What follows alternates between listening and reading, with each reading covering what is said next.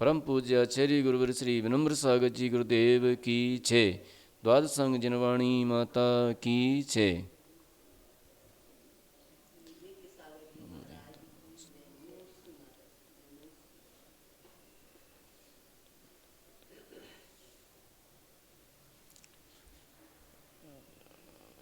कल अपन ने देखा था देश संयत गुणस्थान तक, यानी आहार मार्गणा में देश संयत गुणस्थान, और देश संयत गुणस्थान के आगे चलते हैं।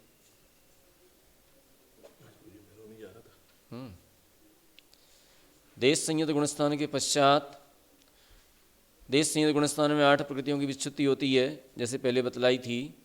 4 प्रत्यख्यानावरण कसाय, नीच गोत्र, उद्योत, त्र्यंचायु और त्र्यंच गति। इस तरह से इन 8 प्रकृतियों की विच्छुत्ति है और 87 प्रकृतियों का यहाँ पर उदय पाया जाता है, और 31 प्रकृतियाँ यहाँ पर अनुदय रूप में रहती हैं। इसके बाद आगे चलते हैं तो आगे प्रमत्त गुणस्थान। तो प्रमत्त गुणस्थान में 5 प्रकृतियाँ विच्छिन्न होती हैं। 5 प्रकृतियों में आहारगद्विक और 3 महानिद्राएं। तो इस तरह से 5 प्रकृतियों की यहाँ पर विच्छुत्ति होती है, और 81 प्रकृतियाँ यहाँ पर उदय में रहती हैं। और 37 प्रकृतियों की यहाँ पर 37 प्रकृतियाँ अनुदय में रहती हैं। ये देश संयत प्रमत्त गुण स्थान में 5 प्रकृतियों की विच्छुत्ति है, 81 का उदय, और 37 प्रकृतियाँ अनुदय में रहती हैं। 5 प्रकृतियाँ आहारगद्विक और 3 निद्रा, इनकी विच्छुत्ति होती है, और 81 प्रकृतियाँ यहाँ पर उदय में रहती हैं। क्योंकि देश संयत गुणस्थान में 8 प्रकृतियों की विच्छुत्ति हुई थी और 87 प्रकृति का उदय था। तो 87 में 8 जोड़ते हैं, 87 में से 8 घटाते हैं तो 79 रह जाती हैं, और 79 अब 2 जोड़ देते हैं इसमें, तो 2 जोड़ने पर ये जो है 81 हो जाती हैं। इधर 39 होती थी, तो 39 में 2 घटाने पर 37 रह जाती हैं अनुदय में। तो इस तरह से ये यहाँ पर प्रमत्त गुणस्थान में व्यवस्था बनती है।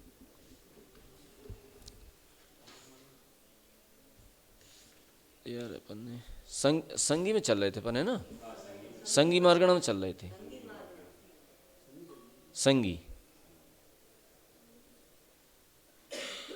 हम आरग में बता दिया था हमने। ये यहाँ पर थोड़ा सा वो 5वें गुणस्थान तक तो एक ही बात है। 5वें गुणस्थान में 8 प्रकृतियाँ विच्छिन्न हैं और 87 प्रकृतियों का उदय पाया जाता है यहाँ पर, और 26 प्रकृतियाँ अनुदय में रहती हैं। इतना अंतर है उसमें, आहारक में इसमें 26 प्रकृतियाँ अनुदय में रहती हैं। कल अपन उसमें जी रह गया था थोड़ा सा संगी मार्गणा, तो उसमें अपन को चलना है।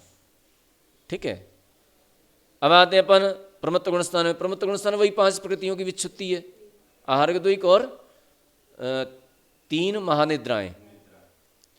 और 87 में अपन 8 घटाएंगे, 87 में से 8 घटाएंगे तो कितने रह जाएंगे? 79। तो 79 प्रकृतियां रह जाएंगी, तो 79 में अपन 2 जोड़ देंगे। कौन सी जोड़ देंगे? आहारगद्विक, तो ये 81 हो जाएंगी। अब इधर आ जाओ, तो 26 और 8 34, और 34 में से 2 घटा दो इसमें से आहारगद्विक, क्योंकि आहारगद्विक का उदय हो गया, तो अनुदय में से निकाल लो, तो 32 बची। तो यहाँ पर 32 प्रकृतियाँ अनुदय में हैं। इस प्रकार से अब आते हैं अप्रमत्त में। तो अप्रमत्त में 4 प्रकृतियों की विच्छुत्ति होती है। 4 प्रकृतियाँ कौन सी हैं? संयुक्त प्रकृति और 3 सहनन, तो इनकी विच्छुत्ति होती है। और 81 में से 5 कम किए अपन ने, तो 76 प्रकृति का यहाँ पर उदय पाया जाता है, और 32 में 5 जोड़ दी तो 37 प्रकृतियाँ यहाँ पर अनुदय में रहती हैं। इस प्रकार से ये होगा। अपूर्वकरण वही पहले की तरह 6 नौकसायों की विच्छुत्ति हो जाती है यहाँ पर, है ना। 72 प्रकृति का उदय होता है, क्योंकि 76 में से 4 गई तो क्या बची? 72। तो 72 प्रकृतियों का उदय होता है, और 37 में 4 जोड़ दें तो 41 हो गई। 41 प्रकृतियाँ अनुदय में रहती हैं। अब आते हैं अनिवृत्तीकरण गुणस्थान वाले 9वां गुणस्थान अनिवृत्तीकरण। तो 9वें गुणस्थान में 6 प्रकृतियों की विच्छुत्ति होती है, 3 कसाय और 3 वेद। तो इस प्रकार से 6 प्रकृतियों की यहाँ पर विच्छुत्ति, और 72 में से 66 घटाई, 72 में से 6 घटाई तो 66 प्रकृतियों के यहाँ पर उदय पाया जाता है, और 41 में 6 जोड़ दी तो 47 प्रकृतियाँ यहाँ पर अनुदय में रहती हैं। अब आ जाती है अपन सूक्ष्म सांप्रदाय गुणस्थान में। तो सूक्ष्म सांप्रदाय गुणस्थान में 1 प्रकृति की विच्छुत्ति है, लोभ कसाई की, है ना। और 66 में से 6 कम की तो 60 प्रकृतियाँ यहाँ पर उदय में रहती हैं, और 47 में 6 जोड़ दी तो 53 प्रकृतियाँ यहाँ पर अनुदय में रहती हैं। अब आता है उपशांत मोह। उपशांत मोह में 2 प्रकृतियों की विच्छुत्ति होती है। 2 प्रकृति कौन सी हैं? 2 सहनन। तो 2 सहनन की यहाँ पर विच्छुत्ति रहती है, विच्छुत्ति होती है, और 60 में से 2 कम कर दिए, 60 में से 1 कम किया तो कितने बचे? 59 प्रकृतियाँ यहाँ पर उदय में होती हैं, और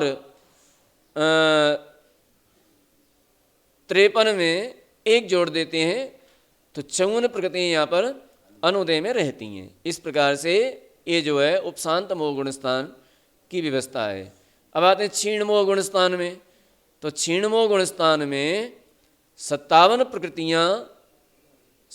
प्रकृतियों की विच्छुत्ति होती है, क्योंकि आगे गुणस्थान ही नहीं है यहाँ पर, और 57 प्रकृतियाँ ही उदय में रहती हैं, और 56 प्रकृतियाँ अनुदय में रहती हैं। इस प्रकार से ये संगी मार्गणा में उदय अनुदय की चर्चा की। अब यहाँ पर कुछ प्रश्न उत्तरें, जिज्ञासा समाधान है, वो करते हैं। तो यहाँ पर इन्होंने शंका की है कि मन सहित होने के कारण संयोग केवली भी संगी होते हैं, है ना। मन है कि नहीं उनके? केवली भगवान के मन है कि नहीं? बोले है। कौन सा मन है? द्रव्य मन है, भाव मन नहीं है। द्रव्य मन कौन सा होता है? द्रव्य मन कौन सा होता है? और भाव मन कौन सा होता है? कौन सा 8 पंखुड़ी वाला? और भाव मन क्या होता है? क्या भाव रहता है? हैं?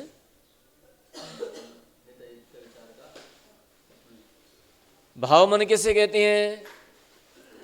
तो भाव मन की परिभाषा जीव कांड में है, ठीक है। 9 इंद्रिया वर्ण कर्म के 6 ऑप्शन से, 9 इंद्रिया वर्ण कर्म के 6 ऑप्शन से, 9 इंद्रिया वर्ण कर्म के 6 ऑप्शन से, 9 इंद्रिया वर्ण कर्म के 6 ऑप्शन से आत्म प्रदेशों में, 6 ऑप्शन से आत्म प्रदेशों में जो विचार करने की शक्ति, विचार करने की शक्ति प्रकट होती है, प्रकट विचार करने की शक्ति उत्पन्न होती है, उसे भाव मन कहते हैं। अब वो हित का विचार करे या अहित का करे, दोनों में से कुछ भी करे। 9 इंद्रिया वर्ण कर्म के 6 ऑप्शन से आत्म प्रदेशों में जो विचार करने की शक्ति प्रकट होती है, वह उसे भाव मन कहते हैं, ठीक है।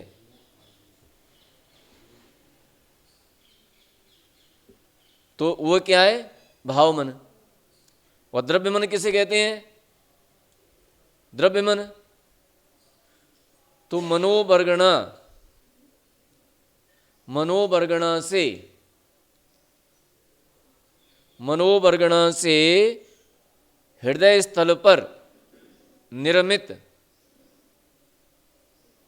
मनोवर्गणा से हृदय स्थल पर निर्मित 8 पाखुड़ी रूप संरचना को द्रव्य मन कहते हैं।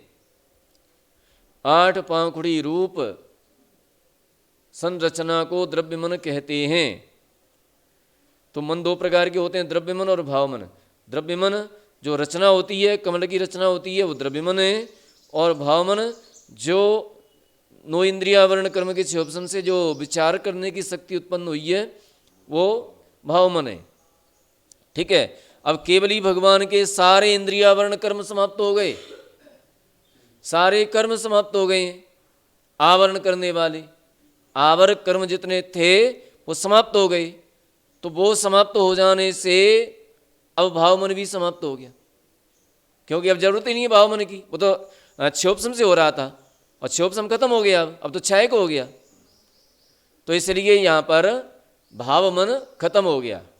तो भाव मन खत्म हो जाने के कारण अब मन नहीं है, तो उनको क्या कहते हैं? असंगी। और द्रव्य मन मौजूद है तो उनको संगी। तो द्रव्य मन की अपेक्षा संगी, भाव मन की अपेक्षा असंगी। नो संगी नो असंगी, ना संगी है ना असंगी है। हाँ,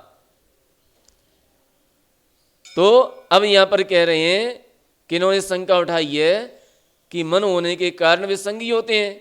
तो यहां पर कह रहे हैं कि संयोग केवली संगी नहीं होते, क्योंकि ज्ञानावरण व दर्शनावरण कर्म से रहित होने के कारण केवली के मन के अवलंबन से बाह्य अर्थ का ग्रहण नहीं होता। अब उनके सोचने विचारने की शक्ति नहीं है, अब आवश्यकता ही नहीं उन्हें सोचने विचारने की। अब तो सीधा डायरेक्ट जान रहे हैं आत्म प्रदेशों से। पहले सोचना पड़ता था, पहले मन की सहायता से वस्तु के बारे में, वस्तु के विषय में सोचना पड़ता था। अब आवश्यकता नहीं है, अब तो डायरेक्ट पूरी वस्तु उसकी तीनों काल की पर्याय, द्रव्य गुण पर्याय सब एक साथ उनके ज्ञान में झलक रहे हैं, तो जरूरत ही नहीं है। तो उनके जो है असंगी मान जी क्या नाम है, अतः केवली को संगी नहीं कह सकते, क्योंकि उनके द्रव्य मन नहीं है। तो केवली असंगी रहे आवे। अब कहते हैं, अब दूसरी शंका उठाई, तो फिर केवली असंगी है फिर? तो कह रहे हैं कि केवली असंगी भी नहीं है। क्यों नहीं है असंगी? क्योंकि जिन्होंने समस्त पदार्थों का साक्षात कर लिया है उन्हें असंगी मानने में विरोध आता है। जो सभी पदार्थों को एक साथ जानते हैं उन्हें असंगी भी नहीं कह सकते। तो न संगी है न असंगी है। अब कहते हैं, फिर शंका उठाई कि केवली असंगी होते हैं क्योंकि वे मन की अपेक्षा के बिना ही विकलेंद्रिय जीवों के समान बाह्य पदार्थ को ग्रहण करते हैं। तो यदि मन की अपेक्षा न करके ज्ञान की उत्पत्ति मात्र का आश्रय करके असंगीपना संभव होता, किंतु ऐसा तो है नहीं, तो असंगी के विषय में ऐसा क्यों कहा जाता है? तो असंगी जीवों के मन का अभाव होने से अतिशय बुद्धि का भी अभाव है, किंतु केवली भगवान के मन का अभाव होने से अतिशय बुद्धि के अभाव का दोष नहीं है।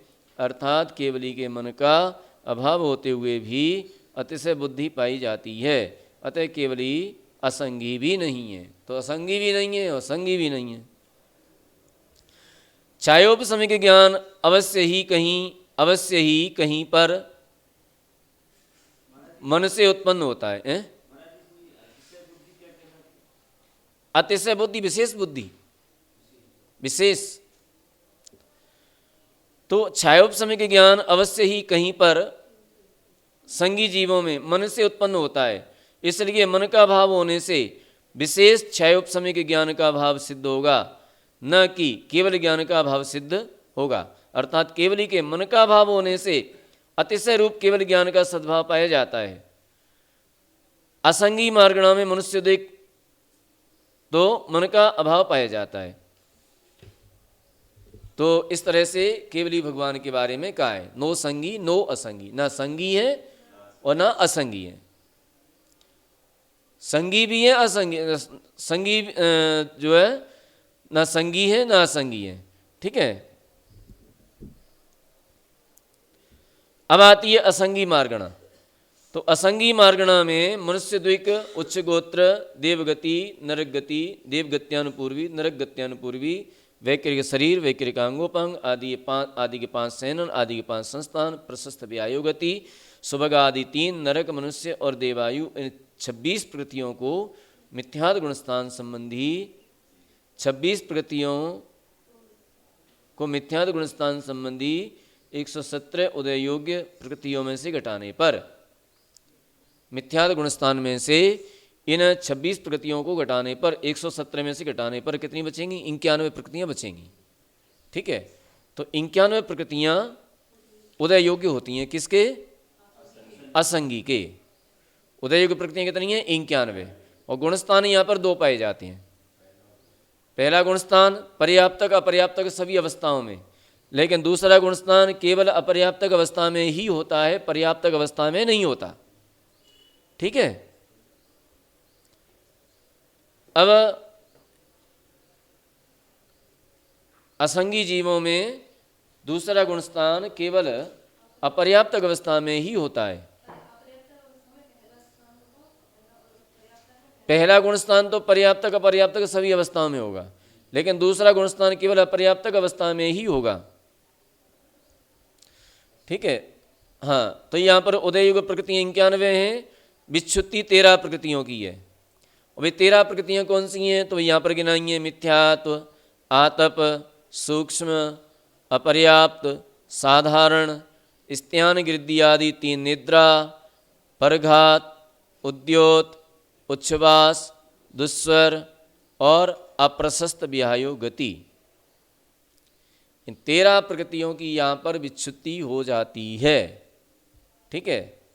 अब यहाँ पर एक बात और देखो कि मिथ्यात्व तो ठीक है, आतप की भी विच्छुत्ति हो जाती है। सूक्ष्म, क्योंकि 2 इंद्रिय जीव वह दूसरे गुणस्थानवर्ती जीव सूक्ष्म जीवों में उत्पन्न नहीं होते, इसलिए सूक्ष्म की यहाँ पर विच्छुत्ति कर दी। ठीक है। अपर्याप्तक, साधारण गुणस्थान वाले अपर्याप्तकों में भी उत्पन्न नहीं होते। अपर्याप्तक से मतलब यहाँ पर लब्ध अपर्याप्तक से लेना चाहिए, है ना, जिनके अपर्याप्तक नामकर्म का उदय पाया जाता है वहाँ से लेना चाहिए। साधारण में भी उत्पन्न नहीं होते, इसे साधारण की भी यहाँ पर विच्छुत्ति हो गई, है ना। स्त्यान गृद्धि आदि 3 निद्रा, स्त्यान गृद्धि आदि 3 निद्राओं की विच्छुत्ति हो गई, क्योंकि क्योंकि जो निद्रा होती है ना, वो निद्राएं पर्याप्तक अवस्था में उनका उदय होता है, और यहाँ पर पर्याप्तक अवस्था बनती नहीं है दूसरे गुणस्थान में, इसलिए इनकी विच्छुत्ति यहीं पर कर दी।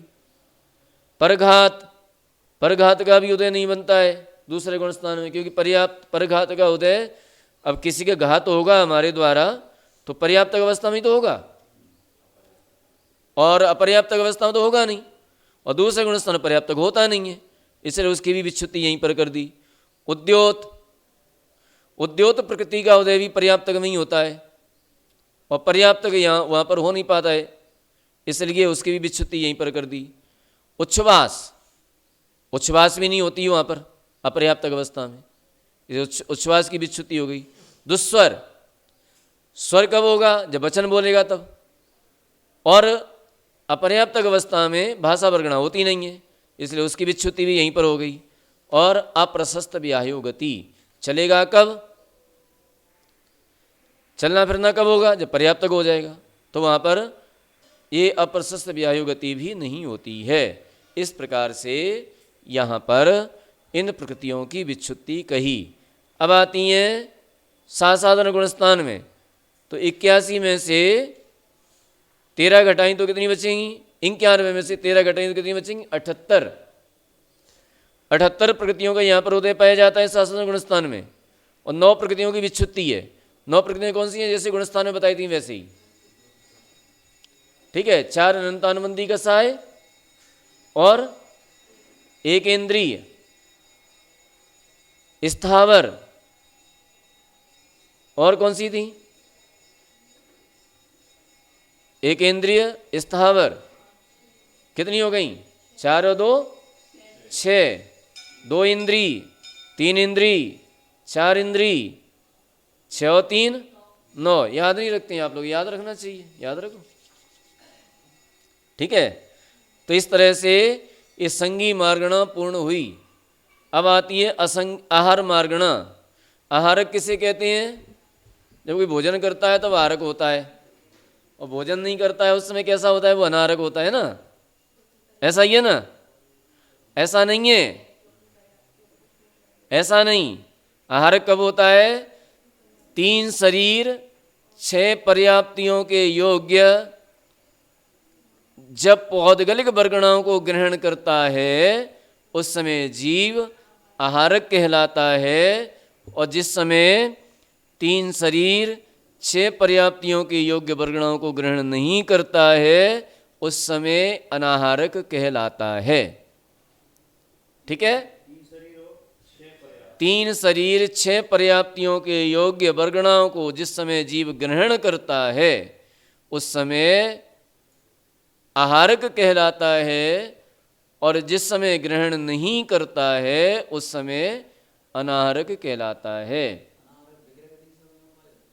हाँ, अभी आप लोग आहार की अनाहारक हैं? भोजन कहाँ कर रहे हैं? अभी आप लोग भोजन नहीं कर रहे हैं, लेकिन पौद्गलिक वर्गणाओं को तो ग्रहण कर रहे हैं।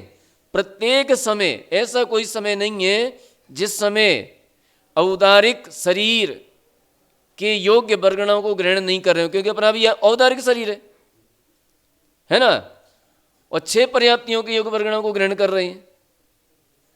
भाषा वर्गणाएं, मनोवर्गणाएं, श्वासोश्वास है, शरीर है, इंद्रिय है, आहार है, इन वर्गणाओं को ग्रहण कर रहे हैं इन संबंधी, और औदारिक शरीर वर्गणाओं को ग्रहण कर रहे हैं। तो प्रत्येक समय, ऐसा कोई समय नहीं है, भले ही आप सो रहे हैं, जग रहे हैं, खा रहे हैं, पी रहे हैं, घूम रहे हैं, अथवा बैठे हुए हैं, सामान्य अवस्था में बैठे हुए हैं, ऐसा कोई समय नहीं है जिस समय आप लोग आहारक नहीं हैं। कमल कुमार जी लेट आए आप आहारक हैं कि अनाहारक? आहारक हैं कि अनाहारक?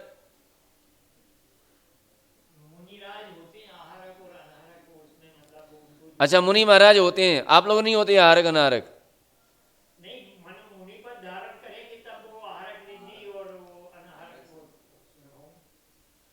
मुनि बनेंगे तब होंगे?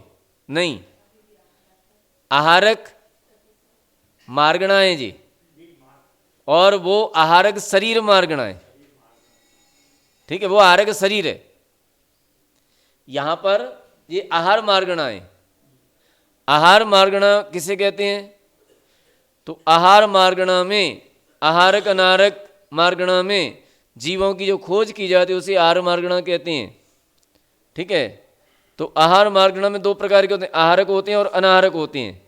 तो आहारक किसे कहते हैं?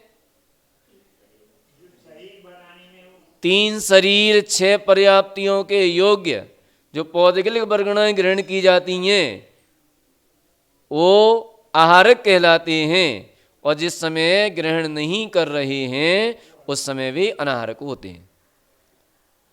तो आप आहारक हैं कि अनाहारक? नहीं, उस समय नहीं, उससे पहले ही आहारक हो जाते हैं, उससे पहले ही आहारक हो गए। अब कब होते हैं? हाँ, कब होते हैं बता देते हैं। अभी आप लोग कैसे हैं? अभी आप आहारक हैं कि अनाहारक? आहारक। अनाहारक कब होंगे? जब कोई जीव, संसारी जीव, एक शरीर को छोड़ता है और दूसरे शरीर को ग्रहण करने के लिए जाता है, तो जो बीच की स्थिति है, विग्रह गति, वहां पर अनाहारक होता है। बस इतने से समय के लिए, वो भी कितना समय, 1 समय, 2 समय, अधिकतम 3 समय। चौथे समय में नियम से आहारक हो ही जाता है।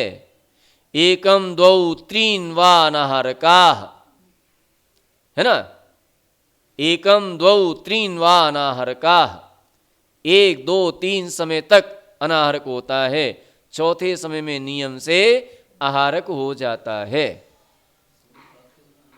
ठीक है, हो गया, समझ में आ गया। तो जैसे ही उस शरीर में प्रवेश लेता है जीव, जब देव में जा रहा है, नारकी में जा रहा है, मनुष्य में, त्रियंच में, उस शरीर में जैसे ही प्रवेश लेगा वैसे ही आहारक हो जाएगा। अब पर्याप्तियां बाद में पूर्ण करेगा, पर्याप्तियां यहां से प्रारंभ कर दी। अब जैसे ही शरीर में प्रवेश किया तो उसने अगले समय से ही पर्याप्तियों को प्रारंभ कर, जैसे ही आहार वर्गणों को ग्रहण किया तो आहारक हो गया। अब यहां से ही पर्याप्तियों को पूर्ण कर दिया, वो प्रारंभ कर दिया। आहार पर्याप्ति, शरीर पर्याप्ति, इंद्रिय पर्याप्ति, सांसोश्वास पर्याप्ति, भाषा पर्याप्ति और मना पर्याप्ति, तो इन पर्याप्तियों को एक साथ प्रारंभ करता है और पूर्णता क्रम क्रम से करता है। सारी पर्याप्तियों को पूर्ण करने का समय भी अंतर्मुहूर्त है। ठीक है, तो प्रारंभ कर दिया, अब पूर्णता कर लेगा धीरे धीरे। हाँ, तो अपर्याप्तक अवस्था में भी वो आहारक ही है, केवल विग्रह गति में अनाहारक है। और वो भी यदि ऋजु गति से जा रहा है तो भी अनाहारक नहीं होता है। मोक्ष या संसार में जा रहा है, विग्रह गति संसारी की भी होती है और मुक्त जीव की भी होती है। ऐसा नहीं है कि विग्रह गति केवल मुक्त जीवों की ही होती है। वो सॉरी ऋजुगति, ऋजुगति केवल मुक्त जीवों की ही नहीं होती है, ऋजुगति संसारी जीवों की भी होती है और मुक्त जीवों की तो नियम से होती ही होती है। पर एक समय अगर लेगा तो ऋजुगति कहलाएगी। हाँ, जैसे कोई जीव मरा, जैसे मान लीजिए यहाँ से कोई ऐसे स्थान से मरा और उसको सीधे जा करके देवगति में उत्पन्न होना है, इसी स्थान पर, इसकी सीध में, तो वो काहे को मोड़ा लेगा? फिर वो तो सीधा जाएगा और सीधा जाकर के उत्पन्न हो जाएगा। सीधी गति को ऋजुगति। हाँ, विग्रह माने वक्र, टेढ़ी मेढ़ी, ऋजु सीधी है। ऋजु गति में अनाहारक नहीं होता है, आहारक तभी होता है जब मोड़े लेता है। ठीक है, ऋजु गति में अनाहारक नहीं होता, तो सीधा जाकर के जन्म ले लेगा। अब ये तो संसारी हो गया।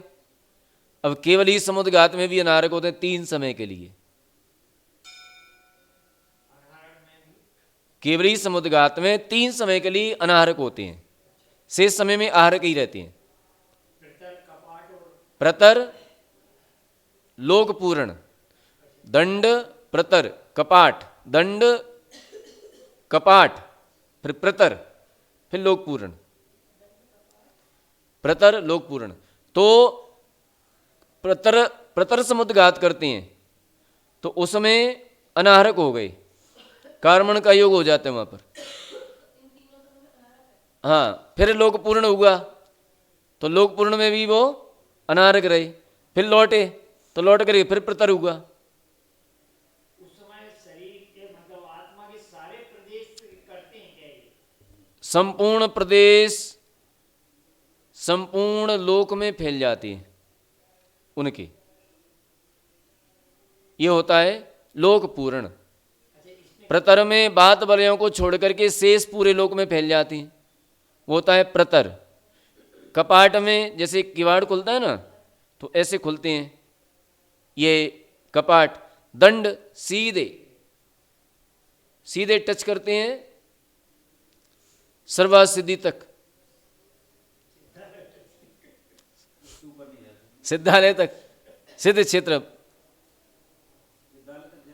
हाँ, पूरे तीनों लोगों में फिर ऐसे खुलते हैं। फिर जो कोने मोने रह जाते हैं उनको प्रतर में पूरा कर लेते हैं। अच्छा, कौन से कर्म रह जाते हैं जब ये घातिया कर्म, सॉरी अघातिया कर्म। नहीं, अघातिया में सभी कर्म, अघातिया में वेदनीय है, नाम कर्म है, गोत्र कर्म है, ये सभी की बराबर करते हैं ये। सबकी बराबर कर लेते हैं, आयु कर्म के बराबर।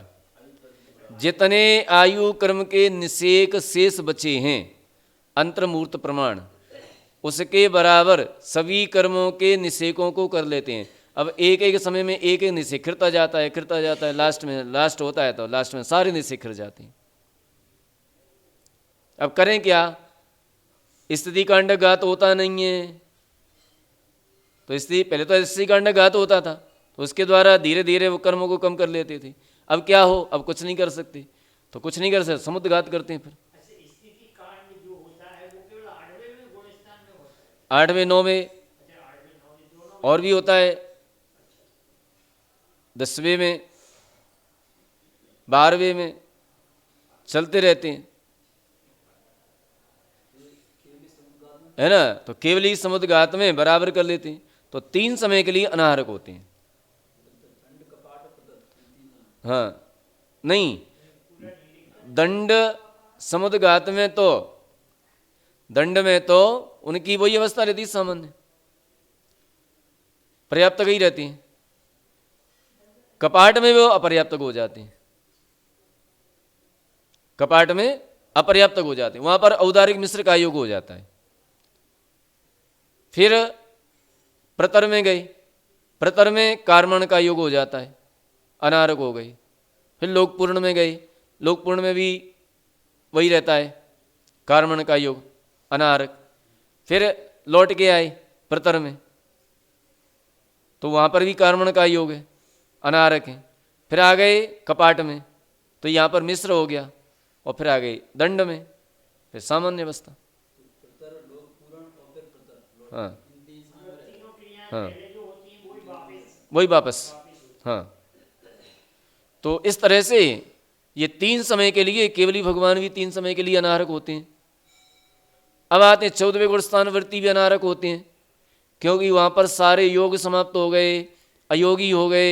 अब अयोगी हो जाने के कारण, योग समाप्त हो जाने पर पौद्गलिक वर्गणाएं कैसे ग्रहण करेंगे? तो नहीं करेंगे अब जो, तो उनको भी क्या कहते हैं? अनाहारक। वो भी क्या होते हैं? अनाहारक। ठीक है, तो कहाँ कहाँ हुए? विग्रह गति में, केवली समुद्घात में, और 14वें गुणस्थान में। ये तो संसार की अवस्था अपेक्षा से हो गए। 14वें गुणस्थान में कितने समय तक रहते हैं? अंतर मुहूर्त तक। जितने समय में 5 लघु अक्षर का उच्चारण होता है, 5 लघु अक्षर आ ई उ रि ली, आ ई उ रि ली, और 5 अक्षर भी कौन उच्चारण करें? अपन नहीं, अपन को बहुत टाइम लग जाएगा। श्रुत केवली, श्रुत केवली के द्वारा जितने समय में 5 लघु अक्षरों का उच्चारण किया जाता है, उतने समय तक 14वां गुणस्थान रहता है। वो भी अंतर्मुहूर्त काल। उतना भी कितना है? अंतर्मुहूर्त। ठीक है, तो काल तो अंतर्मुहूर्त है, तो वो वहां पर अंतर्मुहूर्त तक अनाहरक रहते हैं। शेष अवस्थाओं में 3 समय तक अनाहरक रहते हैं। इसके बाद सिद्ध भगवान अनंत काल तक अनाहरक ही रहते हैं। वहां पर किसी भी कर्म का, कर्म वर्गणा का, पौद्गलिक वर्गणा का ग्रहण होता ही नहीं है। अंतर्मुहूर्त, अंतर्मुहूर्त 5 लघु अक्षर केवली के द्वारा, श्रुत केवली के द्वारा, श्रुत केवली के द्वारा 5 लघु अक्षरों का जितने समय में उच्चारण होता है, उतने समय तक 14वें गुणस्थान में रहती हैं। ये 14वें गुणस्थान का समय है। और सिद्ध भगवान अनंत अनंत अनंतानंत काल तक अनाहरक रहते हैं, क्योंकि उनके तो सारी योग आदि सब समाप्त हो गए। अब वो ग्रहण काय को करें वर्गणाओं को? केवल आत्मा में परिणमन चलता रहता है। वहाँ तो षड्गुणी हानि वृद्धि रूप आत्मा परिणमन चलता रहता है, ज्ञान में परिणमन चलता रहता है, अगुर लघु गुण में परिणमन चलता रहता है। हाँ, तो इस प्रकार से ये यहाँ पर आहार मार्गणा होती है। तो आहार मार्गणा में उदय विच्छुत्ति उदय अनुदय संबंधी संदृष्टि, तो 118 प्रकृतियाँ यहाँ पर उदय में रहती हैं और गुणस्थान 13 रहते हैं। ठीक है, उदय में कितनी प्रकृतियाँ हैं? 118 और गुणस्थान कितने हैं? 13। अब 4 प्रकृतियाँ कौन सी कम हो जाती हैं? अब ये भी देखना पड़ेगा।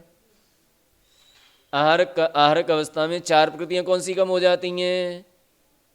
कमल कुमार जी दिमाग लगाओ, अभी तो हमने बताया था। 4 गत्यानुपूर्वी घटाओ, क्योंकि 4 गत्यानुपूर्वी आहारक अवस्था में नहीं होती। गत्यानुपूर्वी का उदय कब होता है? विग्रह गति में, और विग्रह गति में कैसा होता है? अनाहारक। ठीक है, तो 4 गत्यानुपूर्वी का यहाँ पर उदय नहीं पाया जाता, इसलिए 122 में से 4 प्रकृतियाँ कम करेंगे तो कितनी बचेंगी? 118। अब आते हैं अपन मिथ्यात गुणस्थान को देखते हैं। तो मिथ्यात गुणस्थान पर दृष्टि डालेंगे तो मिथ्यात गुणस्थान में 5 प्रकृतियों की विच्छुत्ति हो जाती है और 113 प्रकृतियां उदय में रहती हैं और 5 प्रकृतियां अनुदय में रहती हैं। सम्यक तो प्रकृति, सम्यक मिथ्यात प्रकृति, आहारक द्विक और तीर्थंकर। ठीक है, और विच्छुत्ति वाली कौन सी हैं? तो गाथा 64 में से देख लेना चाहिए। साधारण, अपर्याप्तक, मिथ्यात्व, आतप, सूक्ष्म। हो गई कि नहीं? 5 कौन कौन सी?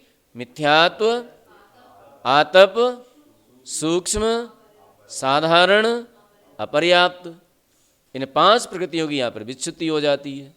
ठीक है, सासाधन गुण स्थान में 9 प्रकृतियां विच्छिन्न होती हैं। कौन सी हैं वे 9 प्रकृतियां? 4 अनंतानुबंधी कसाय और 2 इंद्री, 3 1 इंद्री, 2 इंद्री, 3 इंद्री, 4 इंद्री। क्या हो गई जी? 4 हो गई और एक और रह गई, स्थावर, है ना। स्थावर के यहाँ उदय, यहाँ तक उदय रहता है, इसके बाद आगे नहीं रहता स्थावर का। तो इस तरह से 9 प्रकृतियों की विच्छुत्ति हो गई और 13 में से 113 में से 5 कम की तो कितनी बची? 108। 108 प्रकृति का यहाँ पर उदय पाया जाता है और 10 प्रकृतियां यहाँ पर अनुदय में रहती हैं। 5 और 5 10। ठीक है, मिश्र गुण स्थान में 1 प्रकृति की विच्छुत्ति है, सम्यक मिथ्यात्व प्रकृति की, और 9 प्रकृतियां कम करो, इसमें से 9 कम की तो 108 में से 9 गई तो कितनी बची? 99। लेकिन सम्यक मिथ्यात्व प्रकृति का यहाँ पर उदय आ जाता है तो 1 जोड़ दो तो कितनी हो गई? 100। 100 प्रकृतियों की यहाँ पर 100 प्रकृतियों का उदय पाया जाता है। अब अनुदय में कितनी होती हैं? 18, क्योंकि 10 और 8, 10 और 9 कितनी हुई? 19, और उसमें से एक सम्यक मिथ्यात्व निकाल लो तो कितनी रह गई? 18। अब आ जाओ असंयत गुण स्थान में 13 प्रकृतियों की विच्छुत्ति है। यहाँ पर वे 13 प्रकृतियां कौन सी हैं? तो गुणस्थान के समान जानना चाहिए। 17 प्रकृतियां थी ना, तो 17 में से 4 गत्यानुपूर्वी कम कर दो तो कितनी बची? 13। ठीक है, और यहाँ पर 100 प्रकृतियों का उदय है, क्योंकि एक सम्यक मिथ्यात्व प्रकृति कम की तो सम्यक प्रकृति जोड़ दी, इसलिए 100 की 100 ही रही, और यहाँ पर एक 18 की 18 ही रही। ठीक है, अब आते हैं अपन देश संहित गुणस्थान में। देश संहित गुणस्थान में 8 प्रकृतियां अनुदय में कौन सी 8 प्रकृतियां? वो 8 प्रकृतियां उदय विच्छुत्ति। कौन सी 8 प्रकृतियां? प्रत्याख्यान वर्ण कसाय, त्रिंच गति, त्रिंच आयु, नीच गोत्र और उद्योत। ये 8 प्रकृतियों की विच्छुत्ति हो जाती है और 87 प्रकृतियां यहाँ पर उदय में होती हैं, क्योंकि 100 में से 13 घटाएंगे तो 87 बचेंगी। और 18 में 13 जोड़ेंगे तो कितनी हो गई? 31 प्रकृतियां यहाँ पर अनुदय में रहती हैं। ठीक है। अब आते हैं प्रमत्त गुणस्थान। तो प्रमत्त गुणस्थान में 5 प्रकृतियों की विच्छुत्ति। कौन सी 5 प्रकृतियां? वही 5 आहारक द्विक, तीनों सहनन, हाँ 3 निद्रा और 2 सहनन, नहीं आहारक द्विक, सॉरी आहारक द्विक और 3 निद्रा, तो 5 हो जाती हैं, है ना। और 87 में से 8 घटाई तो 79 बची, लेकिन आहारक द्विक जोड़ दी तो ये 81 हो जाती है। 81 प्रकृति का उदय होता है। और 31 में 8 जोड़ी तो कितनी हो जाती हैं? 39। तो 39 में से 2 घटाई तो कितनी बची? 37 प्रकृतियां यहाँ पर उदय में रहती हैं, अनुदय में रहती हैं, सॉरी, है ना। तो इस प्रकार से प्रमत्त गुणस्थान हुआ। अप्रमत्त गुणस्थान में 4 प्रकृतियों की विच्छुत्ति होती है, 3 सहनन और 1 संयुक्त प्रकृति, है ना। और 76 प्रकृतियों का यहाँ पर उदय होता है और 42 प्रकृतियां अनुदय में रहती हैं, क्योंकि 37 में 5 जोड़ देते हैं तो 42 प्रकृतियां अनुदय में रहती हैं। ठीक है। और 81 में से 5 कम कर देते हैं तो 76 प्रकृतियों का यहाँ पर उदय पाया जाता है। अपूर्वकरण गुणस्थान में 6 नौकसाई की विच्छुत्ति है ना। और 76 में से 4 घटाई तो 72 बची, 72 प्रकृतियां उदय में हैं। और 42 में 4 जोड़ दें तो 46 प्रकृतियां अनुदय में होती हैं। अनिवृत्तीकरण में भी 6 प्रकृतियों की विच्छुत्ति है। 6 प्रकृतियां कौन सी हैं यहाँ पर? कमल कुमार जी, 6 प्रकृतियां?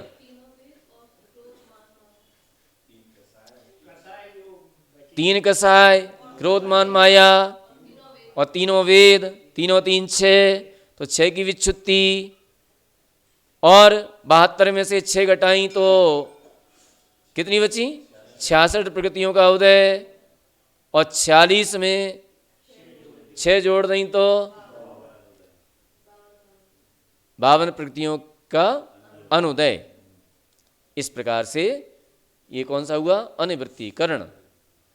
अब आ जाओ सूक्ष्म संप्राय में 1 की विच्छुत्ति है, सूक्ष्म लोभ की। 66 में से 6 गई तो 60 प्रकृतियों का उदय। और 52 में 6 जोड़ दें तो 58 प्रकृतियां अनुदय में। उपशांत मोह गुणस्थान में 2 सहननों की विच्छुत्ति, वज्र नाराज और नाराज, और 59 प्रकृतियों का उदय। और 59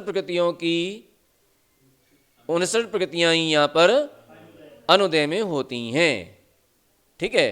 क्षीण मोह गुणस्थान में 16 प्रकृतियां, 5 ज्ञानावरण, 4 दर्शनावरण, 5 अंतराय, 14 और निद्रा प्रचला, इस 16 प्रकृतियों की विच्छुत्ति और 57 प्रकृतियों का उदय और 61 प्रकृतियां अनुदय में होती हैं। 16, 5 ज्ञानावरण, 4 दर्शनावरण, कितनी हुई? 9, 5 अंतराय, कितने भाई? 14, निद्रा और प्रचला हो गई। संयोग केवली गुणस्थान में 42 प्रकृतियों की विच्छुत्ति होती है, 42 प्रकृतियों का उदय होता है और 76 प्रकृतियां अनुदय में होती हैं। इस प्रकार से ये आहार मार्गणा पूर्ण हुई। अब आ जाओ अनाहारक में। तो अनाहारक में उदय योग्य प्रकृतियां कितनी हैं? 89। उदय योग्य प्रकृतियां कितनी हैं? 89। गुणस्थान कितने? मिथ्यात्व, सासाधन, असंयत और संयोगी और अयोगी, ये 5 गुणस्थान होते हैं। ठीक है। 5 गुणस्थान है यहाँ पर। या मिथ्यात्व गुणस्थान में विच्छिन्न प्रकृति 3। विच्छिन्न प्रकृति कितनी है? 3। कौन कौन सी? संयुक्त प्रकृति और नहीं, मिथ्यात्व, सूक्ष्म और अपर्याप्त, इनकी विच्छुत्ति होती है। और अनुदय प्रकृतियां दो हैं, कौन सी? तीर्थंकर और सम्यक नहीं, हाँ संयुक्त प्रकृति।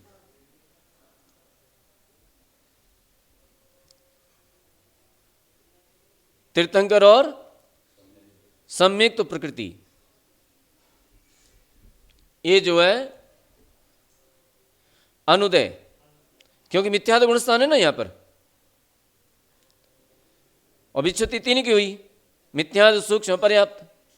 अब आ जाओ सात साधन गुण स्थान में, तो सात साधन गुण स्थान में 10 प्रकृतियों की विच्छुत्ति है और 81 प्रकृतियां उदय में हैं और 8 प्रकृतियां अनुदय में होती हैं। अब देखो यहाँ पे थोड़ा सा, पहले तो 10 प्रकृतियां गिनो कौन सी हैं, तो 10 प्रकृतियों की विच्छुत्ति और 8 प्रकृतियां अनुदय में, ये सब जोड़ना पड़ेंगी, है ना। तो पहले तो 8 प्रकृतियां देखते हैं अपन। 8 प्रकृतियां अनुदय में कौन सी हैं, तो 3 तो पहले की जो मिथ्यात्व में विच्छिन्न हुई थी, और 2 प्रकृतियां अनुदय में थी, तो 3 और 2 5, और नरक द्विक और नरक आयु। नरक द्विक में कौन कौन सी हो गई? नरक गति, नरक गत्यानुपूर्वी और नरक आयु, क्योंकि सात साधन गुण स्थान वाला नरक में नहीं जाता है, इसलिए यहां पर ये अनुदय में आ गई तीनों प्रकृतियां, तो ये 8 हो जाती हैं। और ये 10 प्रकृतियां कौन सी हैं? 10 प्रकृतियां है, 4 तो अनंतानुबंधी की है ना, और 1 2 3 4 इंद्रिय, तो 4 और 4 8, 1 स्थावर 9, और एक कौन सी आ गई? तो एक आ गई यहां पर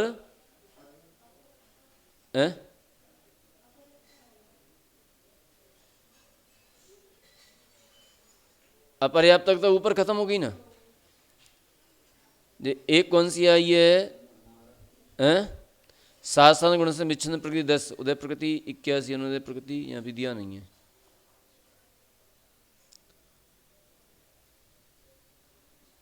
जब अनाहारक रहता है तब आहारक नहीं होता है। हाँ नहीं, आहारक नहीं रहता है।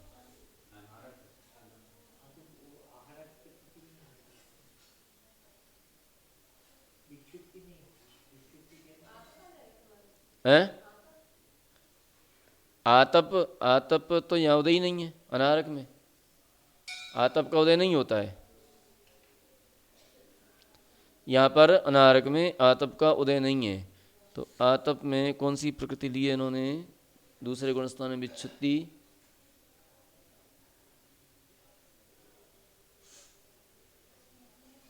चारों अनुप्रयोग उदय नहीं है, अतः उदय योग प्रकृति 118 है। अनारक अवस्था में कार्मण का योग के समान 79 प्रकृति को उदय। इस प्रकार कार्मण का योग में देखना, कार्मण का योग में दी होंगी, कार्मण का योग, कार्मण का योग में सात साधन गुण स्थान में 10 प्रकृतियां, तो 10 कौन सी हैं? इन्होंने यहाँ भी नहीं दी है। कार्मण का योग सम्यक मिथ्या दृष्टि में सूक्ष्म और पर्याप्त की विच्छुत्ति उदय 87 प्रकृति का है। अनुदय तीर्थंकर और सम्यक इन 2 प्रकृति का है। सासन गुण स्थान में अनंतानुबंधी की 4 कसाय, एक इंद्रिय, और एक इंद्रिय तो गिन लिया अपन ने, स्थावर, विकलत्रय और स्त्री वेद। हाँ, स्त्री वेद की विच्छुत्ति है ना, तो यहां पर स्त्री वेद भी नहीं पाया जाता है, क्योंकि सात साधन गुण स्थान के आगे स्त्री वेद में नहीं जाता है। हाँ, तो सासाधन गुणस्थान में स्त्री वेद की विच्छुति हो जाती है। तो इस प्रकार से ये 10 प्रकृतियां हो जाती हैं।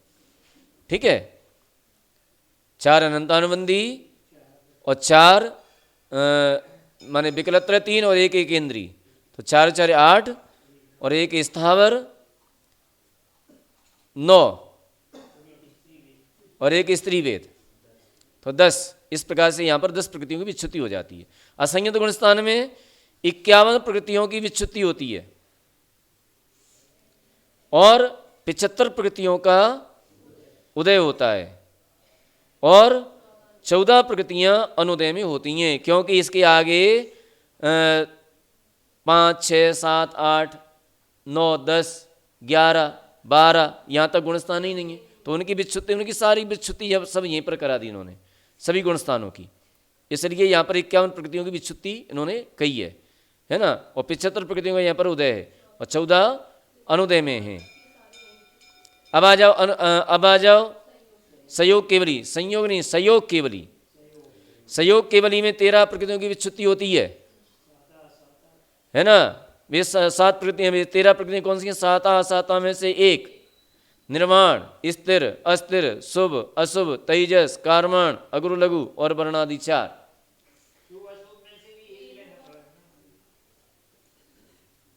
शुभ, अशुभ, अस्थिर, स्थिर, अस्थिर नहीं, देखो गिनो 1 2 3 4, दोनों लेना पड़ेंगी। 5 6 7 8 9 10 और वर्णादि 4। तो 7 में से तो 1 ले लो और बाकी दोनों लेने पड़ेंगे। निर्माण, स्थिर, अस्थिर, शुभ, अशुभ, तेजस, कारमण, अगुरु, लघु और वर्णादि 4 हैं। हाँ जोड़ो।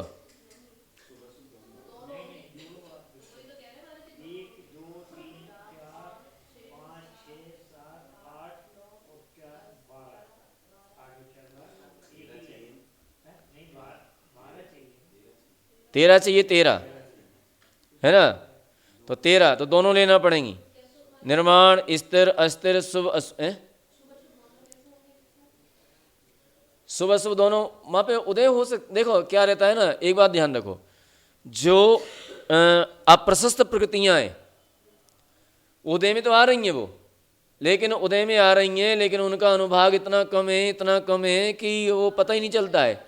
और प्रशस्त प्रकृतियां, उनका अनुभाग इतना तीव्र है कि वो सब उसमें उसी में होकर के निकल जाती हैं। सो इनका फल महसूस नहीं होता है उनको, इसलिए वहाँ फल तो शुभ का ही मिल रहा है उनको। लेकिन उदय में जो है, उदय में होने के कारण अब यहाँ से विच्छुति हो जाएगी। शुभ अशुभ दोनों की विच्छुति हो जाएगी। अस्थिर अस्थिर इनकी भी विच्छुति हो जाएगी। निर्माण इसकी भी विच्छुति हो जाएगी। ठीक है, तेजस, कारमण इन सब की विच्छुति हो जाएगी।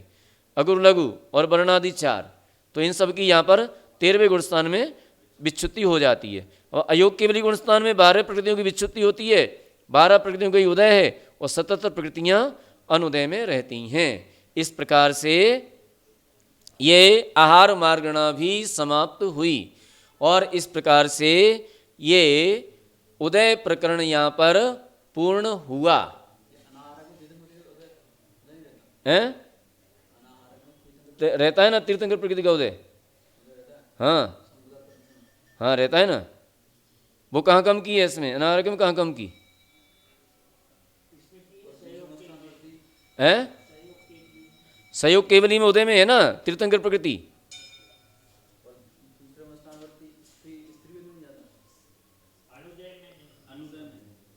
दूसरे गुणस्थान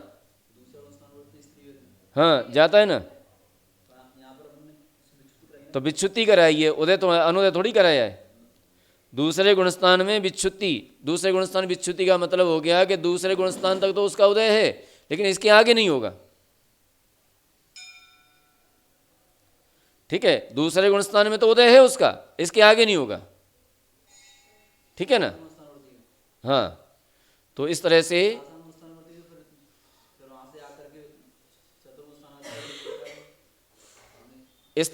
ये प्रकरण पूर्ण हुआ उदय का प्रकरण। अब आगे जो है सत्व प्रकरण चलेगा, वो अपन कल देखेंगे। आज इतना ही। बोले महावीर भगवान की